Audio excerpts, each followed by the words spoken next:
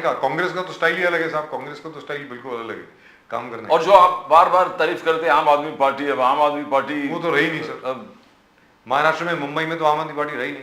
हाँ, पंजाब में, दिल्ली में, और अब हमने देखा है मध्य प्रदेश में, छत्तीसगढ़ में, गुजरात में, दे आर काफी काम कर रहे हैं वहां पे, ऐसी बात नहीं है। पूछते हैं हम लोग संजय बावरकर जी से, इस वक्त हमारे साथ हैं। संजय बावरकर जी नमस्कार। नमस्कार सर। नमस्कार, आपको बहुत बहुत मुबारकबाद, पूरे देश को बहुत बहुत मुबारकबाद। Chandrayaan 3 landed on the moon sir. बड़ी चंद्रयान गर्व थ्री की बात है। सक्सेसफुल, बड़े गर्व की बात है, जबरदस्त। लेकिन मैं आपसे जानना चाहता हूं कि आप देखिए साहब, चांद पे तो पहुंच गए, अब जरा धरती पर भी अपना ध्यान आकर्षित कर लें, मतलब वो कब होगा? Okay sir. हर जगह पे बहुत अच्छे स्कूल कब बनेंगे, हॉस्पिटल कब बनेंगे, मोहल्ला क्लिनिक कब बनेंगे, क्या होगा सर? सर जरा बताएं। सर देखो, चांद्रयान मुहिम जो है वो सक्सेस हो गई है।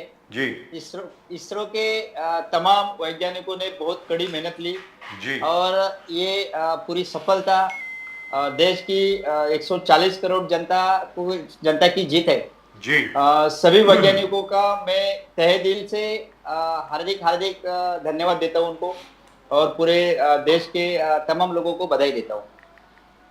सर देखिए, ये जो चांद्रयान मुहिम है ये इसरो के तहत हुई है, और इसरो जो है वो पंडित जवाहरलाल नेहरू जो हमारे पहले प्रधानमंत्री थे, उन्होंने उसकी नींव रखी थी, उन्होंने बनाया था। तो इसी के लिए मैं पंडित जवाहरलाल नेहरू को भी मैं याद करता हूँ, तमाम दुनिया भी याद करती है।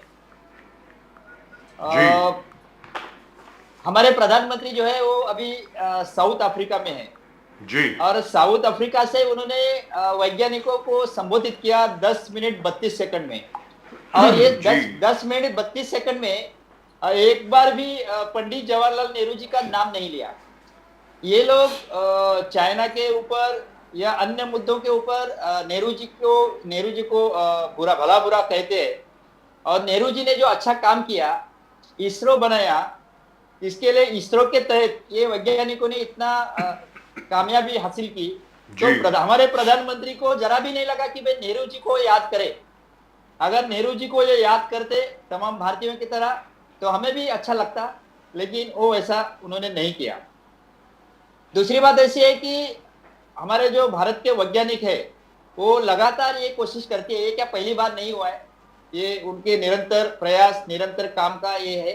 तो ऐसे ही हमारा भारत अच्छी बुलंदियों को छुए और हमारे देश का नाम रोशन करे, ये मैं कामयाबी होगी, और ये मैं आशा उम्मीद रखता हूँ। लेकिन यहां पर कब काम होगा सर? जो दिल्ली में जैसे काम हो रहा है, पंजाब में हो रहा है, वो काम बाकी देश में कैसे होगा, वो बताएं बावरकर साहब। देखिए सर, अगर इंडिया की बात करें, भारत की बात करें, और तो सर जर्मनी भारत की जैसा आप बात बोल कर रहे रहे हैं कि सर, पाकिस्तान की तो बात नहीं कर रहे हैं ना, भारत की बात कर रहे हैं। जी तो वही आप बोले कि चांद्रयान हो गया, अभी भारत का क्या? तो जी भारत के भूमि का जो विकास है, भारत के लोगों का जो विकास है, वो हर जिम्मेदार सरकार का कर्तव्य होता है। जी अभी मोदी जी ने 5 ट्रिलियन इकोनॉमी का वादा किया था, लेकिन वो सब में फेल हो गए। वो चाइना के इश्यू पे फेल हो गए, इकोनॉमी पे फेल हो गए, और जो उनको जनता ने चुन के दिया, लोगों का काम करना था, बिल्कुल काम लोगों का नहीं किया है। और यह विदेश दौरे में जा रहे हैं और लोगों के पैसे का जो दुरुपयोग हो रहे हैं, क्योंकि आज तक उन्होंने करीबन 66 कंट्री घूमे मेरे अंदाज से। अगर कोरोना काल नहीं होता तो 100 के ऊपर होता था। तो अभी उन्होंने G20 में भी अध्यक्षता का अभी जिक्र किया उन्होंने, वैज्ञानिकों को संबोधित करते टाइम, और उन्होंने कहा था कि भाई अभी भारत G20 का अध्यक्षता निभाएगा। तो ये जो रूटीन प्रोसेस है, आज इस साल इंडिया का है, अगले साल दूसरे को ही होगा, इसमें कोई मोदी जी का योगदान नहीं है। हम ऐसा चाहते थे कि उन्होंने जो वादे किए थे लोगों को, वो वादे गरीबी कम करना, 2 करोड़ लोगों को रोजगार देना, वो काम बिल्कुल उन्होंने नहीं किया है। और बेरोजगारी बढ़ती जा रही है, और महंगाई चरम सीमा पे है। आपने देखा होगा कि बांग्लादेश को भारत ने आजाद किया, लेकिन बांग्लादेश का जो प्रति व्यक्ति आय गुना है वो भारत से 1.5 गुना ज्यादा है। तो अगर अभी अभी भारत स्वतंत्र हुआ, उसका अगर आय देखा जाएगा तो 1.5 गुना भारत से ज्यादा है। तो कहाँ हमारी इकोनॉमी सक्सेस हुई है। दूसरी बात मैं बता रहा हूं कि भारत के 51% युवा ये बेरोजगार है। कोई संस्था नहीं बनाई है, आईआईटी संस्था नहीं बनाई है, बल्कि इन्होंने संसद बनाया, संसद इमारत बनाया, मंदिर बनाया, स्टेडियम बनाया, एयरपोर्ट बनाया और अडानी पोर्ट बनाया। ये बनाने का काम किया, लेकिन लोगों का रोजगार का काम नहीं किया, लोगों की महंगाई कम करने का काम नहीं किया। तो ये जो उनके जुमले थे वो जुमले ही जुमले रह गए और विकास का काम बिल्कुल हुआ नहीं। तो अभी आपने जो बताया कि भाई विकास का काम होना जरूरी है, जैसे कि हमारे दिल्ली गवर्नमेंट ने या पंजाब गवर्नमेंट ने जो स्कूलें अच्छी बनाई हैं, वैसी स्कूलें पूरे देश में बननी चाहिए। उन्होंने जो मोहल्ला क्लिनिक बनाया, आज ही अरविंद जी केजरीवाल ने एक इंफॉर्मेशन दिया कि जैसे अनेक मोहल्ला क्लिनिक बने हैं, वैसे 5 मोहल्ला क्लिनिक सिर्फ महिलाओं के लिए बने, क्योंकि महिलाओं की बीमारी अलग होती है। तो महिलाओं की मोहल्ला क्लिनिक में महिला ही डॉक्टर होते, महिला ही स्टाफ होते, तो उनके लिए एक अलग सुविधा और भी क्लिनिक बनने जा रहे हैं। और 2 करोड़ से लोगों ने मोहल्ला क्लिनिक का अभी तक लाभ लिया है, उसका भी उन्होंने ब्यौरा दिया। और ये पंजाब में भी काम हो रहा है। तो हम चाहते हैं कि पूरे देश में ऐसे मोहल्ला क्लिनिक बने, लोगों को अच्छी सुविधा मिले। दूसरी बात, स्कूल का इंफ्रास्ट्रक्चर अच्छा बने, अच्छी शिक्षा लोगों को मिले, और लोगों में जो लोग टैक्स पेयर है, जो टैक्स पे करते हैं, तो लोगों को टैक्स का जो रिफंड है वो भी मिले। जैसे कि पंजाब में 200 यूनिट बिजली माफ हो रहा है, दिल्ली में माफ हो रहा है, वैसे अभी राजस्थान गवर्नमेंट ने भी ये ऐलान किया है। और मुझे लगता है कि ये जो छत्तीसगढ़ छत्तीसगढ़ में उन्होंने एक किसान योजना जारी की है। जी। और चंडीगढ़ के जो किसान हैं, उनको उन्होंने एक राजीव गांधी किसान योजना है छत्तीसगढ़ में। राजीव गांधी, सोनिया गांधी ने बहुत तारीफ किया उस पर्टिकुलर योजना का। वो राजीव गांधी किसान न्याय योजना है। उसके तहत वो किसानों को अच्छी राशि दे रहे हैं, उनको बढ़ावा दे रहे हैं। और जैसे कि छत्तीसगढ़ में हो रहा है, वैसे राजस्थान में भी हो रहा है। तो मुझे ऐसे लगता है कि मॉडल किसका भी हो। बाबेकर साहब, मगर कल अमित शाह जी ने कांग्रेस, इंडियन नेशनल कांग्रेस, जो आप इंडिया के घटक दल है, चैलेंज किया है कि 50 साल के आप रिपोर्ट कार्ड लेके पब्लिक के सामने आओ। 9 साल मोदी जी के और 50 साल कांग्रेस के। अमित शाह जी का कहना है, बोलो देखो हमारा प्रधानमंत्री किस प्रकार है। जब जीत के आए, पार्लियामेंट में जा रहा था, तो उन्होंने झुककर, जिस प्रकार अपने सर झुकाकर पार्लियामेंट के सीढ़ी से उन्होंने माथा टेककर आशीर्वाद लिया था पार्लियामेंट का। और दूसरे आप तस्वीर देखिए, गर्व से सफाई कर्मचारियों का पैर खुद प्रधानमंत्री धोया हुआ है। आपने ये हाथों से धोया है, पैर धोना। बोले कितना विनम्र है हमारे प्रधानमंत्री। काम भी किए हैं, काम किस प्रकार से किए, जो नेशनल काम है वो भी किए हैं, और गरीब से गरीब कल्याण योजनाएं वो भी है। घर घर नल से जल, हर घर में शौचालय, आयुष्मान, गैस, चूल्हा, पानी। अब देखिए प्रधानमंत्री हर चीज कर दिए, और उन्हें कहा कि आप इंडिया और कांग्रेस 50 साल का आप रिपोर्ट कार्ड फर्निश कीजिए, लोगों के सामने रिपोर्ट कार्ड लेके आप हाजिर हो जाइए। It's a challenge. बाबेकर साहब। नामियर सर, अभी अमित शाह जी और प्रधानमंत्री मोदी जी जिस स्कूल में पढ़े, वही स्कूल कांग्रेस के राज में बने। कांग्रेस के 70 साल में जो देश का विकास हुआ, देश का इंफ्रास्ट्रक्चर बना, देश में नई नई संस्थाएं बनी, तो उसी संस्था में पढ़ाई करने का मौका ये अमित शाह जी को भी मिला और मोदी जी को भी मिला। अभी ये रिपोर्ट कार्ड की बात जो कर रहे हैं, जो हमने देखा कि लाल किले से प्रधानमंत्री मोदी जी जो रिपोर्ट कार्ड बता रहे थे, वो अपना रिपोर्ट कार्ड बताते टाइम बहुत से बार उनको मतलब लड़खड़ा गए, क्योंकि ऐसा है कि जो सच्चाई होती है वो बिना डर बिना छुपाए आदमी बताता है। लेकिन इन्होंने कुछ किया ही नहीं है। इन्होंने, मैंने जैसे पहले बताया कि इन्होंने क्या बनाया, इन्होंने एयरपोर्ट बनाया, इन्होंने स्टेडियम बनाया, इन्होंने मंदिर बनाया। तो ये मंदिर, एयरपोर्ट, स्टेडियम, ये गरीबों को रोजगार देने का काम नहीं कर रहा है, गरीबों को रोटी देने का काम नहीं किया है। जैसे कि ये अपना रिपोर्ट कार्ड बता रहे हैं, राजस्थान में गहलोत गवर्नमेंट है, गहलोत गवर्नमेंट ने Indira Gandhi gas cylinder subsidy योजना चालू की है।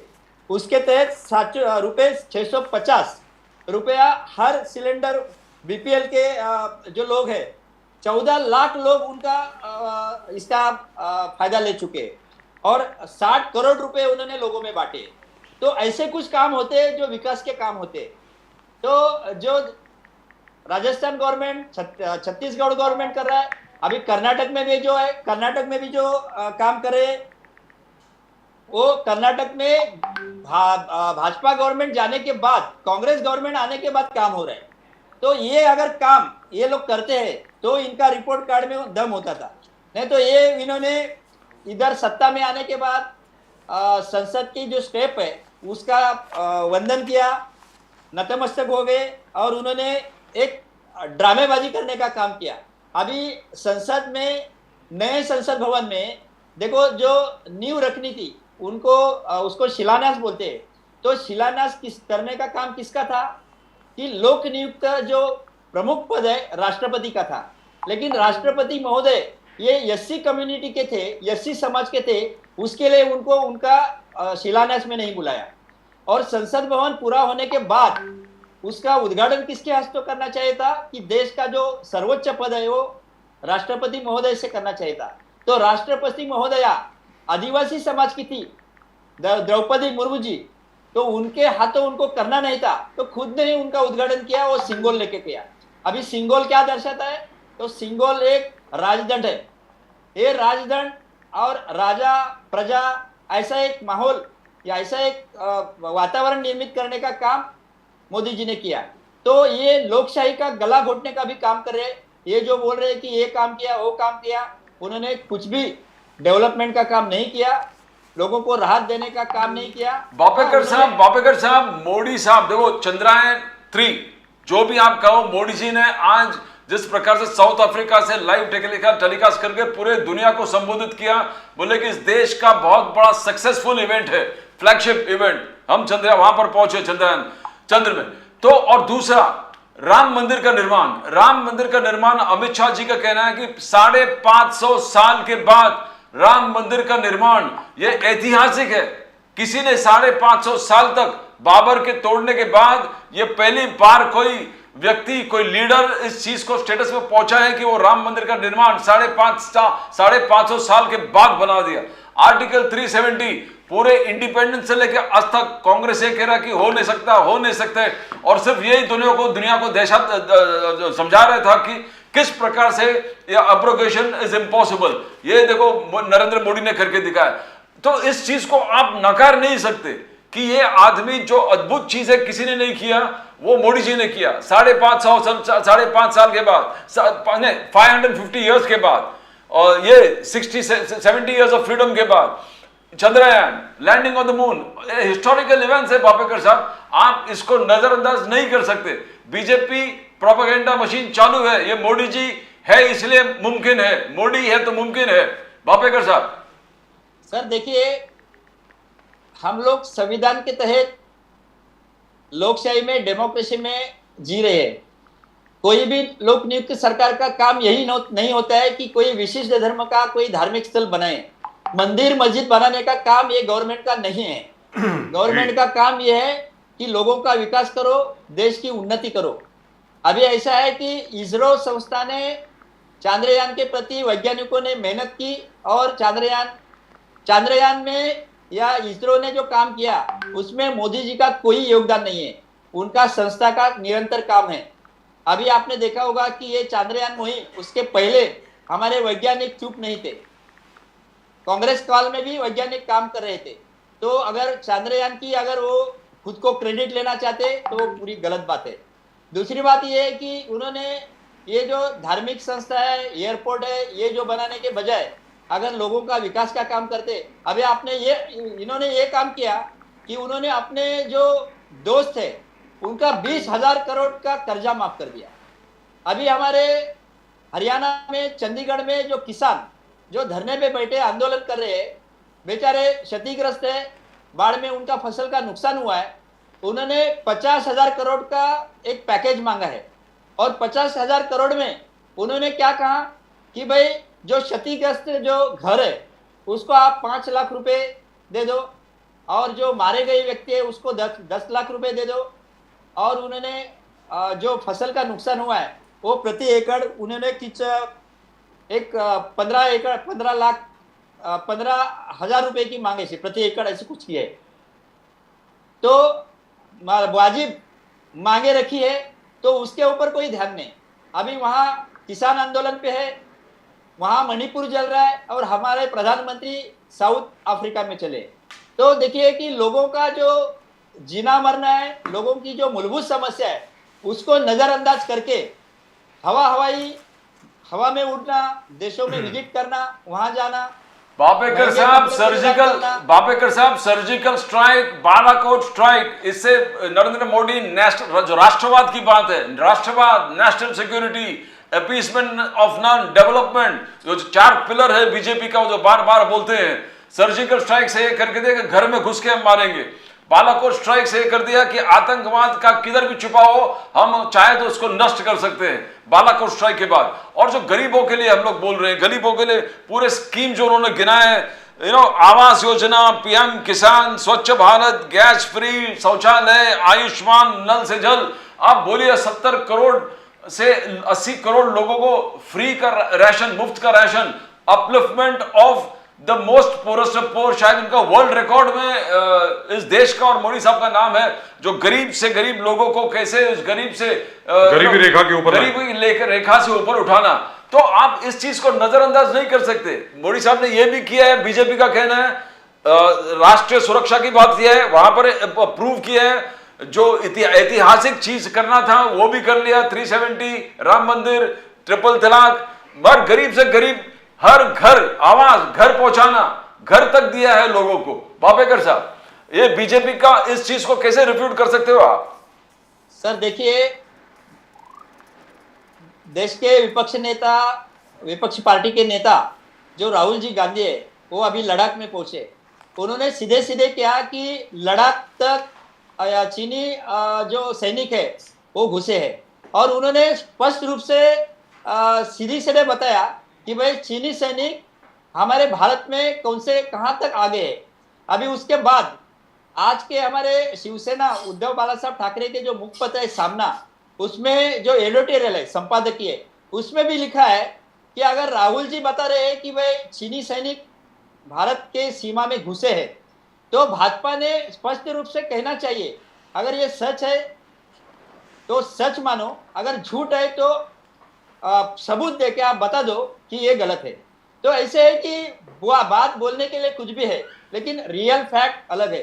क्योंकि जो गोदी मीडिया है, वो गोदी मीडिया सरकार का जो प्रोपेगेंडा है वो चलाने का काम कर रहा है, और जो रियलिटी है, जो सच्चाई है, वो आपके जैसे पत्रकार है वही बताने का काम करेंगे। लेकिन बापेकर साहब, आप ये बताएं, ये तो चलो बात हो गई जहां तक मोदी जी का प्रश्न है, और मोदी जी और भारतीय जनता पार्टी की जो पूरी मशीनरी है, पब्लिसिटी मशीनरी जो है, उनका जो आईटी सेल है, उनका जो सोशल मीडिया सेल है, वो बहुत जबरदस्त काम कर रहा है, हर घर पहुंच चुका है, हर शख्स के पास पहुंच चुका है।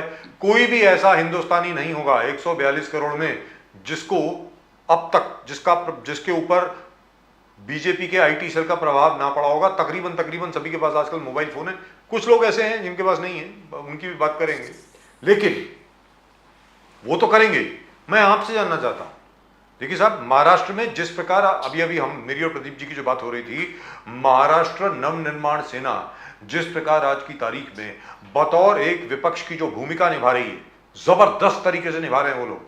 कोंकण में मुंबई गोवा एक्सप्रेसवे को जैसे उन्होंने एक्सपोज किया है कि 15,556 करोड़ रुपए खर्चने के बावजूद ये सड़क पे गड्ढे नहीं है, खाइयां हैं।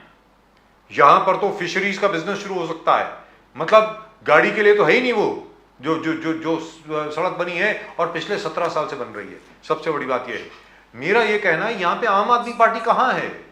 आम आदमी पार्टी जिसके ऊपर हम सब लोगों की उम्मीदें बहुत थी कि आम आदमी पार्टी लोगों के विषय रेस करेगी, लोगों के इश्यूज को रेस करेगी। आप लोग कहां हैं सर बापरकर साहब? आपकी बात सही है।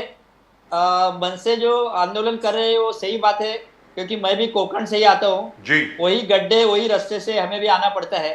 सर, गड्ढे ही अभी गड्ढे हैं वहां, पॉट होल अभी नहीं, गड्ढे ही हैं। जी बोलिए। अभी ऐसा है कि आम आदमी पार्टी ने भी इसके ऊपर आंदोलन करना जरूरी है। जी लेकिन पहले भी मैंने बताया कि आम आदमी पार्टी का जो नेतृत्व है ये महाराष्ट्र में, मुंबई में मराठी नेतृत्व नहीं है। और यहाँ के जो मूलभूत मतलब मूल निवासी लोग हैं, जो महाराष्ट्र के, मुंबई के मराठी के लोग हैं, जो ये सब इशू की ज्ञान रखते, इंफॉर्मेशन रखते, तो उनको वहाँ नेतृत्व करने का या मुद्दे रखने के कोई चांस नहीं मिल रहा है। इसकी वजह से ये बहुत बड़ा मुद्दा आम आदमी पार्टी से नहीं उठ रहा है।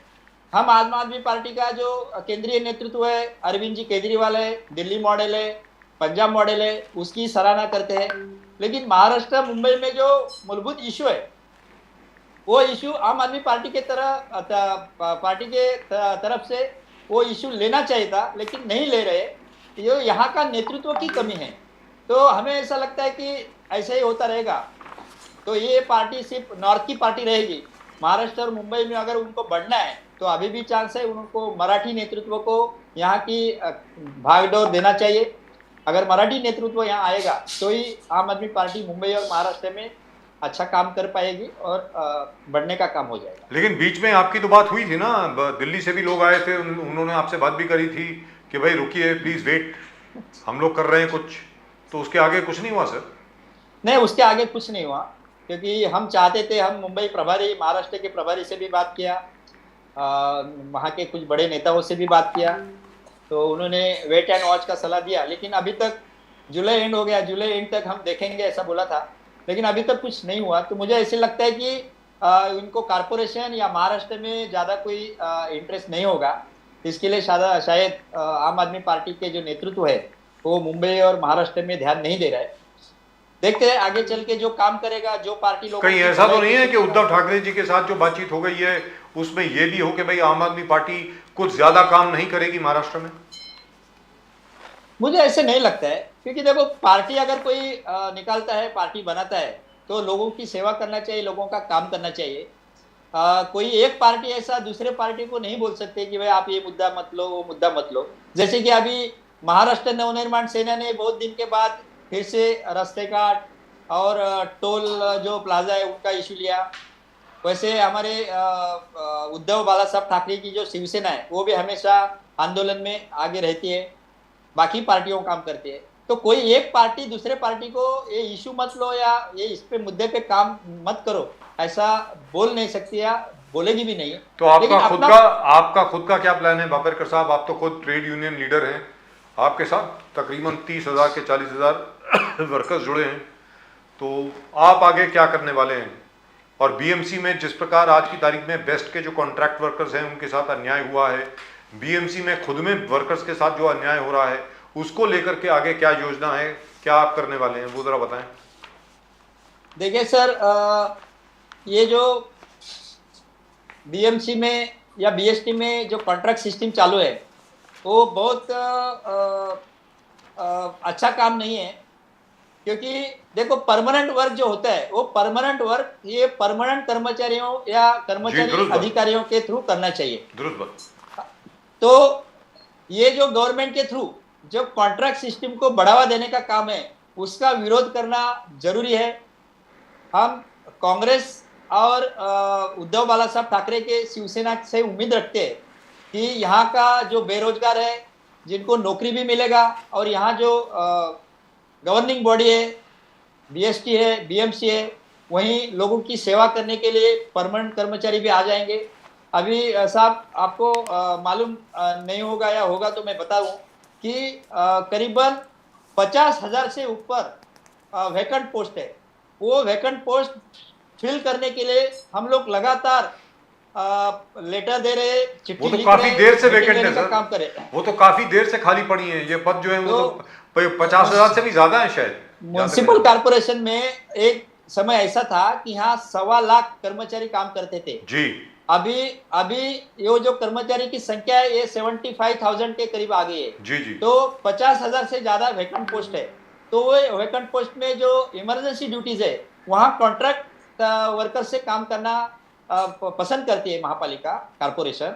तो हमने कमिश्नर जो है उनको चिट्ठी लिखी है, सीएम को भी चिट्ठी लिखी है, और ये जो वैकेंट पोस्ट है उसके ऊपर जो कॉन्ट्रैक्ट कर्मचारी काम कर रहे हैं उनको ही परमानेंट करो, और आगे की जो वैकेंट पोस्ट है उसके लिए भर्ती करो और परमानेंट भर्ती करना चाहिए, ये मांग रखी है। प्रदीप जी, आपको याद होगा सफाई कर्मचारियों के ऊपर हम लोगों ने जब प्रोग्राम किया था तो वहां पर भी यही बात आई थी कि सफाई कर्मचारियों के पास तो अपॉइंटमेंट लेटर भी नहीं होता, so they cannot even claim any damages और एनी हेल्थ बेनिफिट्स और anything like that from the BMC, so which is terrible. आरोग्य सेविकाएं जी, फिर सिक्योरिटी गार्ड जो भी है, कोई परमानेंट नहीं है, कोई नहीं, कॉन्ट्रैक्ट सिस्टम में चल रहा है। ये तो नाइंसाफी, ये तो नाइंसाफी। स्पेशली जो आरोग्य सेविकाएं इतने एक्सट्रीमली बैड सिचुएशंस हालात में काम करते हैं, कोविड हो, हर चीज हो, मलेरिया हो, डेंगू हो, घर घर जाके जो है देन वैक्सीनेशन करना, that was the army that saved us from Covid.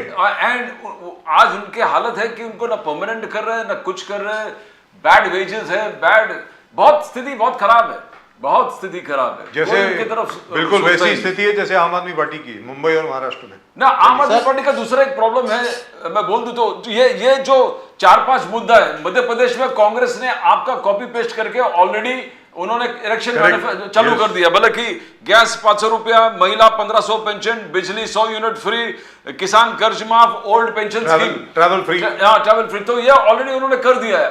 आप केजरीवाल जी अभी कैंपेन के लिए जा रहे हैं, मध्य प्रदेश में जा रहे हैं, छत्तीसगढ़ में जा रहे हैं, ये चारों स्टेट में जनवरी 2024 में इलेक्शन है, तेलंगाना, मध्य प्रदेश, छत्तीसगढ़, राजस्थान, उसमें 3 जगह शायद आप करने वाले हो, तेलंगाना का मालूम नहीं है।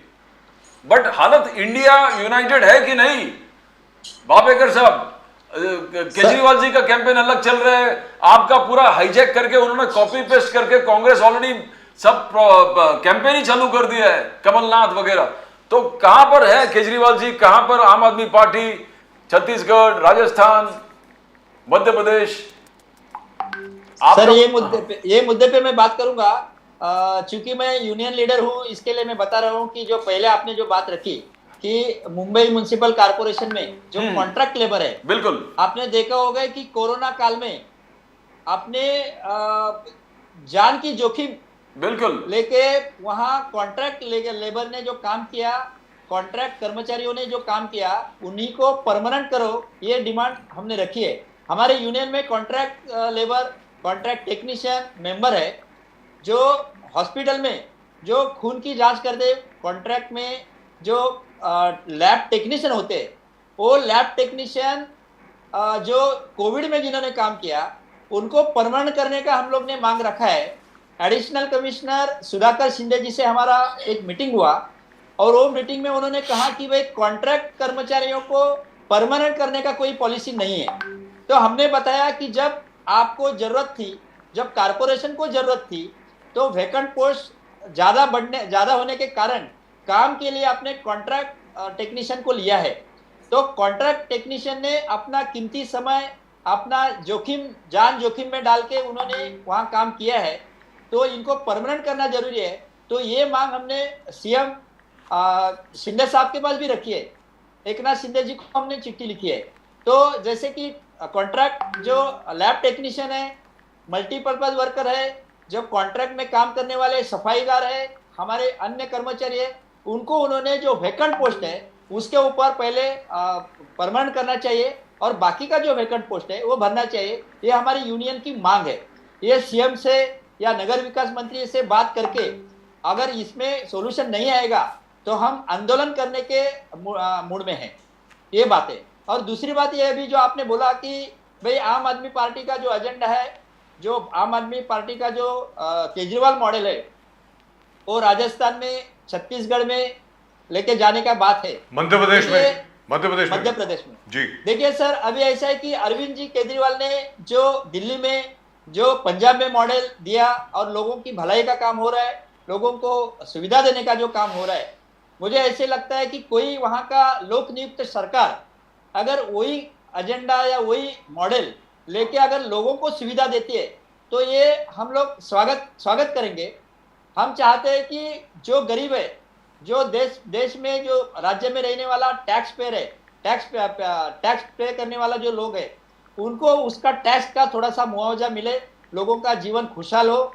अगर राजस्थान में, मध्य प्रदेश में लोगों को अगर फ्री बिजली मिलती है 200 यूनिट, वहाँ के महिलाओं को ट्रैवल में, ट्रांसपोर्ट में फ्री फैसिलिटी मिलती है, ये बेरोजगार भत्ता जो है, जो राजस्थान में देने का वादा किया है कि जो डिग्री होल्डर है उनको 3000 और डिप्लोमा होल्डर को 1500, ऐसा जो बेरोजगार भत्ता है वो देने का जो काम हो रहा है, तो ये स्वागत का काम है। लेकिन आपके तो वोटर चले गए ना सर, फिर आपके पास क्या रह गया? आपको कौन वोट देगा? सीधी बात है, आपको कौन वोट देगा फिर?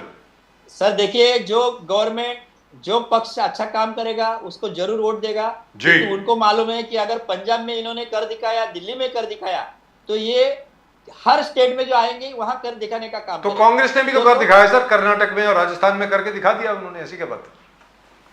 तो ऐसा है, देखिए सर, वो अगर करते हैं, सक्सेस होते हैं तो उनको वोट जरूर मिलेगा। अगर वो फेल हो जाएंगे तो वहां हम हैं, क्योंकि हमारी जो पार्टी है वो विकास का मुद्दा लेके लोगों की सेवा का जो इश्यू है वो लेके काम कर रही है। लेकिन तो thank you so much sir, Babarkar साहब, बहुत बहुत धन्यवाद आपका हमारे साथ जुड़ने के लिए। और मैं उम्मीद करता हूं कि ये जो बीएमसी का मुद्दा है बहुत ही दर्दनाक मुद्दा है सर, इसके ऊपर हम लोग बहुत काम कर चुके हैं। स्पेशली जो स्वास्थ्य सेविकाएं जो हैं उनके साथ जो नाइंसाफी हो रही है वो बिल्कुल गलत है। बाकी कॉन्ट्रैक्ट वर्कर्स जो हैं, जैसे आपने बताया, वार्ड बॉयज के थे, ward boys, lab assistant, yes और बहुत अत्याचार हो रहा है। और तो और छोड़िए, मिनिस्ट्री फॉलो नहीं कर रहा है बीएमसी। प्रदीप जी, और तो और छोड़िए, आपको याद होगा वो 2015 का बेचारों ने एग्जाम दे रखा है, लिस्ट में उनका नाम आ गया, उनको भी नहीं लिया जा रहा। अब उनको कह दिया कि बहुत लेट हो गया साहब, वो तो अब लिस्ट कैंसिल हो गई, अब तो नया हमें एग्जाम देना पड़ेगा। ये क्या हो क्या रहा है मेरी समझ के बारे? मैं उम्मीद करता हूं कि आप और आपकी यूनियन इसमें बहुत काम करेगी। सर, हमारा फायर ब्रिगेड में भी यूनियन है, फायर ब्रिगेड में भी 950 जो फायरमैन है उसके पोस्ट वैकेंट है, तो वो भरने के लिए भी हम लोग ने चीफ फायर ऑफिसर से दरख्वास्त की है। और वहां जो भर्ती प्रक्रिया हुआ उसका वेटिंग लिस्ट जारी करो, और जैसे जैसे पोस्ट वैकेंट हो जाएगा वैसे वैसे पोस्ट भरो। ये फायर ब्रिगेड अत्यावश्यक डिपार्टमेंट है सर, इमरजेंसी डिपार्टमेंट है। तो फायर ब्रिगेड, सिक्योरिटी डिपार्टमेंट में भी आधे से ज्यादा कम हो गए। तो ये सिक्योरिटी डिपार्टमेंट, फायर ब्रिगेड है, हॉस्पिटल है, वो इमरजेंसी ड्यूटी के जो डिपार्टमेंट है वहां उन्होंने भर्ती करना अनिवार्य है। तो इसके लिए हम लोग यहाँ का प्रशासन और फायर ब्रिगेड के बारे में पहली बार बात हो रही है सर। फायर ब्रिगेड के बारे में कोई बात नहीं करता है ज्यादातर। फायर ब्रिगेड में हमारा अग्निशमन बहुजन कर्मचारी संघ है, हम लड़ रहे हैं वहाँ लोगों को। फायर ब्रिगेड जो अभी फायरमैन काम कर रहे हैं, जो हमारे ड्राइवर ऑपरेटर काम कर रहे हैं, हमारे जो एएसओ काम कर रहे हैं, असिस्टेंट स्टेशन ऑफिसर, उनको हम लोग जाके मिल रहे हैं। और वहाँ जो प्रशासन है, एडिशनल कमिश्नर है, उनको भी वैकेंट पोस्ट भरने का काम, अगर ये पोस्ट वैकेंट अगर नहीं भरेंगे तो मुंबई के 1.25 करोड़ लोगों को सेवा कैसे देंगे? अगर हम लोग नागरिक सेवा देने का काम करते हैं, लोगों से अगर टैक्स लेते हैं तो लोगों को सेवा देने का भी काम होना चाहिए। बिल्कुल। अगर फायर ब्रिगेड लोगों की जिंदगी का, लोगों के जो संपत्ति का आग से रक्षण करने का, फायर से रक्षण करने का काम करते हैं, तो वो पोस्ट फिलअप करके अच्छा मनुष्य, वहाँ जो मनुष्य भर्ती करना, जो है एम्प्लॉय जो सफिशिएंट होना चाहिए वो भर्ती करना, ये प्रशासन का काम है। अरे भाई, लोग भूल भी गए। मेरा ये कहना है संजय बाबरकर साहब, जो क्रेडिट, जो श्रेय हमारे अग्निशमन दल के लोगों को मिलना चाहिए था 26/11 में, जो उन्होंने इतनी जबरदस्त भूमिका निभाई, वो बेचारों को आज तक नहीं मिला है। They risked their lives to put out all the fire set out by these terrorists who had come there. आज भी सफाई कामगार जो काम कर रहे हैं, अगर वो नहीं करते तो मुंबई की क्या हालत? मुंबई मर जाएगा सर, खत्म हो जाएगा। Let's be very clear. Garbage, ये वो। Correct, absolutely correct, absolutely correct. Right Sanjay Babarkar साहब, इस पे बहुत लंबी बात करेंगे हम, सिर्फ मुंबई के ऊपर और बीएमसी के ऊपर अगली बार जब आप आएंगे, specially on the fire brigade, सफाई कर्मचारियों के ऊपर और कॉन्ट्रैक्ट वर्कर्स के ऊपर और स्वास्थ्य सेविकाओं के ऊपर, जो महिला हेल्थ वर्कर्स हैं उनके ऊपर, कैसे उन्होंने अपनी जान को जोखिम में डाल करके हम लोगों की मदद करी, हम लोगों को बचाया कोविड में। सीधी सादी बात है, उस दौरान अगर ये लोग नहीं होते तो मुंबई का क्या हाल होता, वो सोच करके ही दिल दहल जाता है। फिलहाल बाबरकर साहब नमस्कार, thank you very much sir. नमस्कार सर, नमस्कार। Vande Mataram. Vande Mataram. Right, once again, congratulations to the whole of India, congratulations to the rest of the world. As the Prime Minister said, this is India is marched ahead India has marched ahead, India has landed as on the space moon. technology is concerned. So ISRO is on the moon and we are over the moon with happiness. So Very good, sir. wonderful. Right, and we have a few comments. Let's take a few comments. I wish people could have sent comments even on Chandrayaan, but they haven't. I think we'll get them by tonight. Let's take a look. देखें कुछ comments आप लोगों ने भेजे हैं. Let's take a look. This is, I think, our friend Mr. Abhishek Mishra. देश को educated नेता चाहिए, फेंकू नहीं. ये कौन है? डाकू कमलदीप, डाकुर कमलदीप या कमलदीप डाकुर, डाकुरी कमलदीप, yes. कमलदीप डाकुरी होगा नाम शायद उनका. और ये है BJP is not helping poor but only helping rich people to make them richer. That's what this gentleman says. Mohammad Khalid कुछ लंबा सा ही कुछ है sir. Mohammad Khalid 78. Muhammad Khalid 8686. Usually it's 786, Yes. but it's 8686. Sunny Deol's Jew villa will not be auctioned after bank withdraws notice. And the bank, by the way, has come under scrutiny as to why they have suddenly withdrawn the notice. ये हैं अच्छे लोग के साथ अच्छा ही होगा. Pradyuman Hebar साहब ने लिखा है. Right, Sunny Deol is a very nice man. Wonderful. He's appeared in this show. Jayesh 7981 bank वालों ने गदर 2 देखी इसलिए विड्रॉ किया. Yes. Right. Do we have any more? Rahul Gandhi questions Modi on, that should be on China, not K in China. Modi is an actor, don't trust him. Joy Peter says. He used an adjective also. Yes, I would not like to read the adjective. That's the opinion of people anyway. Rahul Gandhi only hope for India. This is Mr. Gade Patil. Next election For further. the Grace Party own seats, Congress Party own seats 72, only how to PM post and all opposite party leaders no further. And Rahul Nehru only PM dreams. Pakka confirm and hat-trick PM Modi ji pakka confirm. ऐसा कहते हैं कौन साहब हैं? Krishnappa. You Krishnappa. Raj Thakure's warning on Mumbai Goa. This is amazing. Thanks for standing strong and supporting the deserving party, Maharashtra Navnirman Sena. Right. Thank you so much. Maharashtra से मावड़ा. जी, thank you so much. Thank you so much for sending in your comments. आपने अपने comments भेजे, उसके लिए बहुत बहुत शुक्रिया आप सब लोगों का. आप इसी तरह comments भेजते रहें. देखिए साहब, जहाँ तक लोकल इश्यूज का सवाल है, स्थानीय विषयों का जहाँ तक सवाल है, वहाँ पर महाराष्ट्र नवनिर्माण सेना का कोई मुकाबला नहीं कर सकता. वो बहुत अच्छा काम कर रहा है, सीधी सादी बात है. और अभी तक हम लोगों की उम्मीद थी कि आम आदमी पार्टी जो है वो ये काम करेगी, लेकिन आम आदमी पार्टी मुंबई और महाराष्ट्र में तकरीबन सो गई है. क्यों सो गई है वो वही जाने. लेकिन आज बहुत अच्छा दिन है, जबरदस्त दिन है पूरे देश के लिए, 142 करोड़ हिंदुस्तानियों के लिए. आज India has become the 4th country in the world to land on the moon and the only country in the world to land towards the south pole of the moon. And I think ISRO and all the scientists and everybody else who contributed needs to be congratulated and felicitated. आप सब लोगों को प्रदीप जी और मेरी तरफ से नमस्कार. जय हिंद, भारत माता की जय, जय महाराष्ट्र, जय भवानी, जय शिवाजी, वंदे मातरम. वंदे मातरम.